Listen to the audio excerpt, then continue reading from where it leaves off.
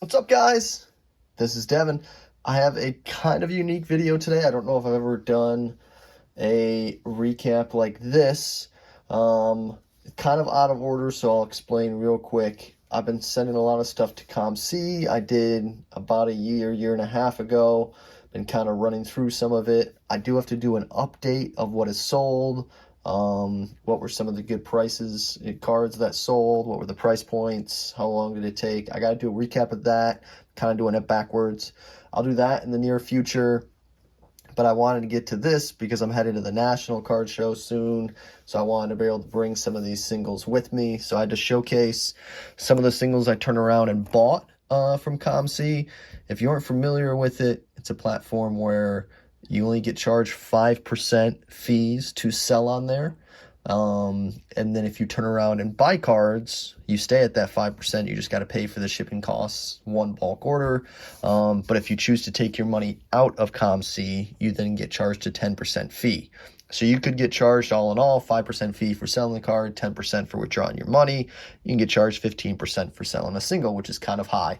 But if you do it how I did it, you sell the card, get hit with the 5% fee, then you turn around and buy other cards that you think are fairly valued or maybe are undervalued a little bit, sell them for the same amount that you bought them or maybe more, and you can stay at that 5% fee instead of getting charged the extra 10% for drawing money. So that's what I did here. Saved up, bought one card for the PC, which was kind of cool. I'll stash that for a long time. That was kind of fun to pick up, but the majority I'll bring with me to the Nationals, some low tier stuff, some slabs, maybe some local Piston stuff that I think will sell pretty easily. So I'll go through some of these pickups and what I bought them for. Unfortunately, I've had this package for a while. I've been meaning to do this video and I just never got to it. So I don't know exactly how long it took for the order to process once I said I wanted the item shipped. I know that's kind of a thing that people like to go over. Unfortunately, I don't remember. So this is kind of just about it real quick. There was 10 items, which I paid $420 for. And that was basically all from singles that I had sitting around my house that I sent to COMC and let them do the work, basically. All right, we'll go through some of the raw ones first. They all come from like different spots, so nice. All right, so we're gonna start off with a couple here. This is a flawless one, Dikembe Mutombo, with a beautiful inscription, Hall of Fame in 2015, number 55, beautiful autograph, gold flawless auto, 5 out of 10 for Dikembe.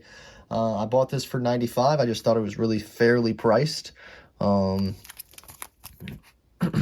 don't know, does it show you what I paid or no? Might not. Thought that would be cool, but it doesn't.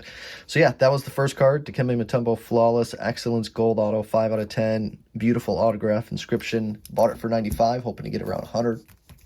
This is the one big one. This is going in the personal collection. I didn't know if it was a fair price or not. It just seemed like a cool one, so I just binned it super fast while I was scrolling COMC one day. This is a Legendary Contenders of Baron Davis with that old school Warriors uniform. BD was a bad man. If you're not familiar with his game, he had sneaky bounce. He was very good. He could finish, he could shoot. Baron Davis was a really good ball player. Kind of an underrated, sneaky athletic guy. But this is 101 Legendary Contenders auto. I wish it would have been on card. The sticker kind of is a bummer, but it's still a clean autograph for Baron Davis. $200 is what I paid for this one.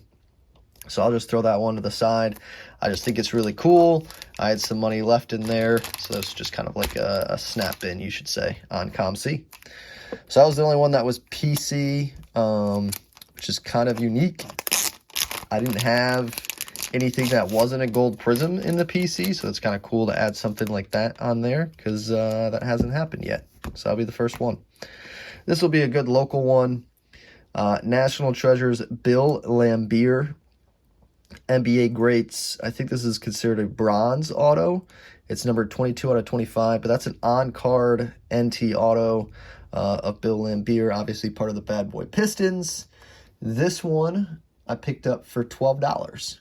So I think this is easily a $20 plus card, especially being in Michigan. So Bill Lambier NT Auto out of 25. This one I took a gamble on, Kenneth Farid 2012 Prism. This is considered a rookie signatures of Kenneth Farid. If you're not familiar with him, he was nicknamed the Manimal.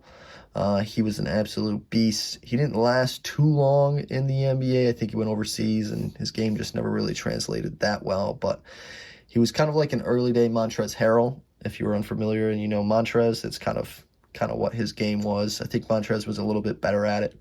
But 2012 Prism, so first year Prism, rookie year autograph for Kenneth Farid. I bought it for $3.50, hoping I can get around $5 out of it.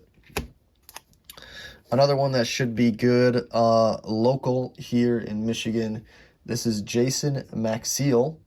This is from 2005 Topps Chrome. This is a gold refractor, rookie year for Jason Maxiell. Was on the Pistons for a little bit. Kind of, you could argue that he kind of had a similar game to Kenneth Farid, was just a little bit of a bigger body. But definitely enjoyed watching him as I grew up as a Pistons fan. So rookie Topps Chrome Gold refractor Jason Maxiell, numbered out of 99. Bought it for $3.50. I think locally in Michigan it can fetch $5 to $10 pretty easily. If not, I'll hang on to that one. But that one seemed like a no-brainer. Another one, a Pistons guy, just seemed cheap. Should be able to break even on it, if not make a little bit. A Flux Auto from 2020, Richard Hamilton, with his initials there, R and H. That's how he signs. Kind of unfortunate, but it is what it is. Really cheap autograph. Bought it for $5.73. I don't think there's an autograph cheaper for rip than $10 or $15 listed on eBay. So super easy one to probably move. Pistons guy, famous for wearing his mask and his mid-range jump shots. So that's another one that's local. That should be pretty easy to move. Let's see. This one I feel like I took a small gamble on, just because I didn't know it completely too well, but it seemed kind of cool. Flair Showcase, Clyde Drexler, row 0. I can't remember. I think these were numbered, yeah. 74 out of 1,000 there on the Clyde, row 0. This is going to be a PSA 7. Old school Rockets uniform, which is sweet. Clyde, the Glide Drexler. This one I bought for $13.50. Figured I could be able to get 15 out of it, or at least the cost of grading. Cheapest grading cost I think is like $19 right now, so I think I can get a $20 bill out of it. So that's what I picked up there. Clyde the Glide Drexler Flair Showcase row 0, numbered out of 1,000 as a PSA 7. Next up, a Larry Bird, a cheap Larry Bird at that.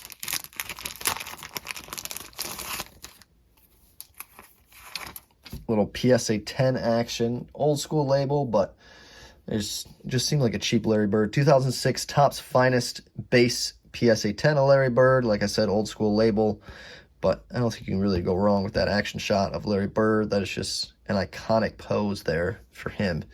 Bought it for $25. $25 for a Larry Bird PSA 10 from Topps Finest. So another one of those I feel like I can safely break even at the 25, if not make a few bucks. And like I said, a lot of this stuff is like, I don't mind if I break even, because then it means the stuff that I originally sold, I only paid the 5% fee on, and that was it. Same thing with this one. This is going to be a Kurt Warner from 1999 Fleer Focus. This is a rookie card for Kurt Warner. This is going to be a PSA 9 copy. Bought it for $20.80. I think these go for around 25 to 30 bucks. I haven't checked them recently, so hopefully I can break even, maybe make a few bucks on that one as well. Just seemed, I don't know if you guys can kind of tell, a lot of these are guys that are retired. Not really much is going to fluctuate with their markets right now. That was kind of my goal when I was buying stuff on COMC, was to do that specifically, things that aren't really going to change in value. This one actually this was probably the only one. I just thought it was a really good price. Chronicles, Trevor Lawrence. This is the Dynagon rookies. This is a silver as a PSA 9. This one might be one of the few ones that actually increased in value. I bought it for $24. So I haven't really seen what these are doing currently, but I know heading into the National and heading into the season, Trevor Lawrence is very hot. Jaguars a very hot team. They did a bunch of offseason pickups, so I think that's going to be one of the few ones that I bought of a young guy that I had a feeling that he had a chance to go up. But other than that, I mean, you're talking retired Kurt Warner, retired Larry Bird, retired Clyde Drexler. I think all three of those guys are Hall of Fame, if I'm not mistaken. And then local guys that are retired, Pistons, Richard Hamilton, Maxiel retired. Kenneth Fareed is kind of in and out, but it was a gamble because it was rookie year in 2012 Prism. Maybe someone needs to complete the set. Bill Laimbeer retired. Dikembe Mutombo retired. So that was kind of the goal, was to just pick up stuff that I thought could maintain the purchase price that I got it at, maybe make a few bucks. Then obviously the one PC card that I just kind of snap-binned, that was $200. Everything else was roughly like $250, I think. So I basically used half the money that I had from selling singles, sitting around in my house, bought a PC card, bought a bunch of other stuff to hopefully break even on my cost, just to help decrease the selling fees that were on COMC. So hopefully you guys enjoyed. Those were what I picked up. That was kind of the process and the idea I had behind what I did. I do need to send another batch into COMC. I do need to update a video of everything that I've sold. It's probably close to like $600 or $800 in some lower tier singles that I've moved. I think I've sold over 50% of the ones that I sold in or sent into COMC. So definitely got a lot to update you guys on. I'll work on that. But let me know what your favorite pickup was. From this batch, there wasn't much to choose from. I have my personal favorite, obviously. But thank you for watching, and everybody have a great day. Later, guys.